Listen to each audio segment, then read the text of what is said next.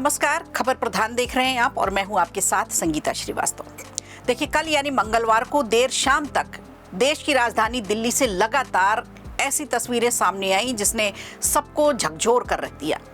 Duty पर तैनात rapid action force यानी आरएएफ के एक नहीं कई जवानों की लिंचिंग की कोशिश की गई, जो बेहद शर्मनाक है।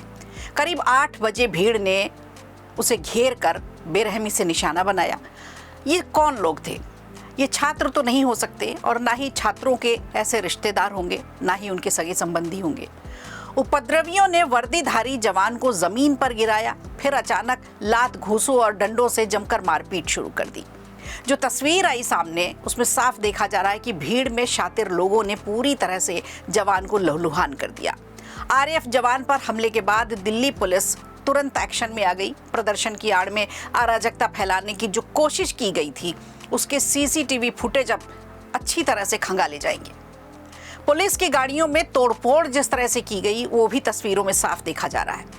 ये छात्र नहीं है जिनको न्याय चाहिए था, जिनको नीट पेपर लीक के मामले में वो न्याय मांग रहे थे। दिल्ली में कॉकरोच जनता पार्टी का प्रदर्शन और जवानों पर हुए हमले को लेकर अब तक कुल 10 एफआईआर दर्ज की जा चुकी हैं। संसद मार्ग थाने में 4, कनॉट प्लेस थाने में 3, बाकी के थानों में एक मामला दर्ज किया गया है। दिल्ली पुलिस सीसीटीवी फुटेज और वीडियो फुटेज के आधार पर अब उपद्रवियों की पहचान कर रही है। संसद मार्ग थाना पर 4 एफआईआर, सीपी थाना 3 एफआईआर, मंदिर मार्ग थाना में 1 एफआईआर, बाराखंबा रोड थाना में 1 एफआईआर, कर्तव्य पथ थाना में 1 एफआईआर दर्ज की गई है। तो जिस तरह से अराजकता फैलाने की कोशिश की गई नीट पेपर लीक के प्रदर्शन की आड़ में, अब उस पर पुलिस का एक्शन शुरू हो रहा है। आपको बताते हैं अब कि किन किन मामलों में एफआईआर कराई गई है।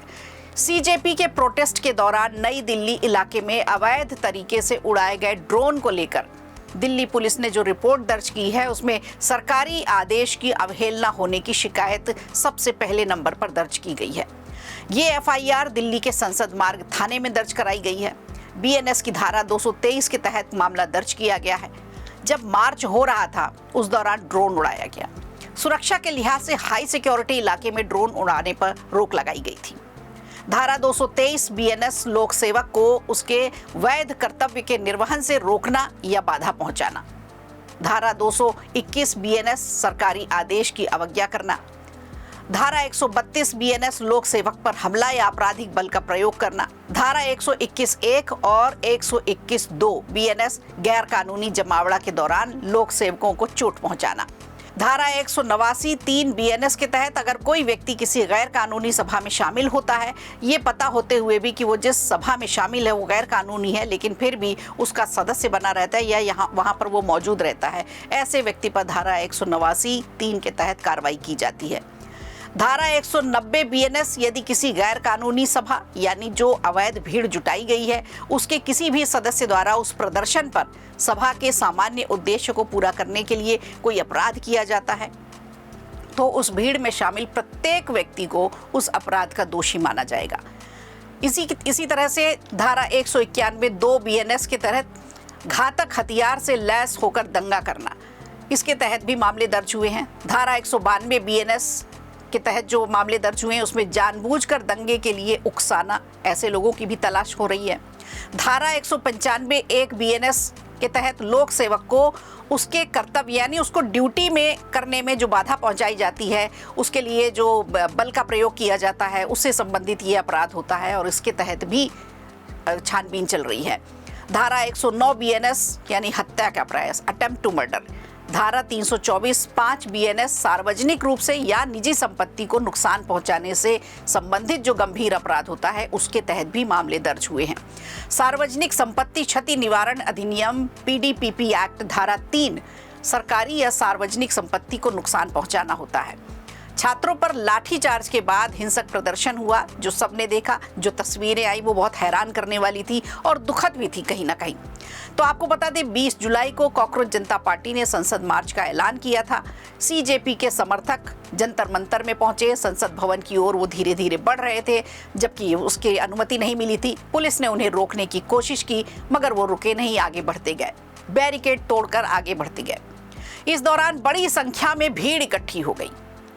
पुलिस ने भीड़ को काबू करने के लिए जो लाठीचार्ज किया, उसके बाद आंसू गैस के गोले भी छोड़ने पड़े और पुलिस और सीजेपी के समर्थकों के बीच झड़प जो थी वो हिंसक होती चली गई। इस झड़प में छात्रों के साथ साथ कई पुलिस के जवान घायल हुए, पुलिसकर्मी घायल हुए, पुलिसकर्मियों को ड्यूटी करने से भी रोका गया, कई पुलिसकर्मियों को चोटें आई हैं। तो ये तमाम धाराएं हैं जिनके तहत मामले दर्ज किए गए हैं और अब इसी के हिसाब से छानबीन की जा रही है, जांच पड़ताल की जा रही है और उसके हिसाब से सजाओं का भी ऐलान किया जाएगा।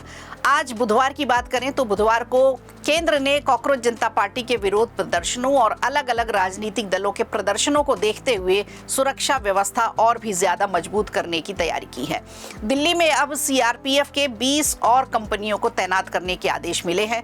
अभी दिल्ली में संसद का मॉनसून सत्र भी चल रहा है, गहमा गहमी है। ऐसे में शहर की सुरक्षा बनाए रखना भी सबसे बड़ी चुनौती है। कई जगहों पर हो रहे धरना प्रदर्शन में उलझी दिल्ली के लिए अब पश्चिम बंगाल से सीआरपीएफ जवानों की 20 टुकड़ियां मंगवाई गई हैं। दिल्ली में इनकी तत्काल तैनाती के आदेश भी दे दिए गए। तो दिल्ली की सुरक्षा इस समय सबसे ज्यादा जरूरी है। एक तरफ संसद का मॉनसून सत्र चल रहा है, सदन के भीतर भी गहमा गहमी है और दूसरी तरफ दिल्ली की सड़कों पर प्रदर्शन जारी है। वीडियो अच्छा लगा हो तो लाइक कीजिए, शेयर कीजिए और कमेंट बॉक्स में हमें ज़रूर बताइए।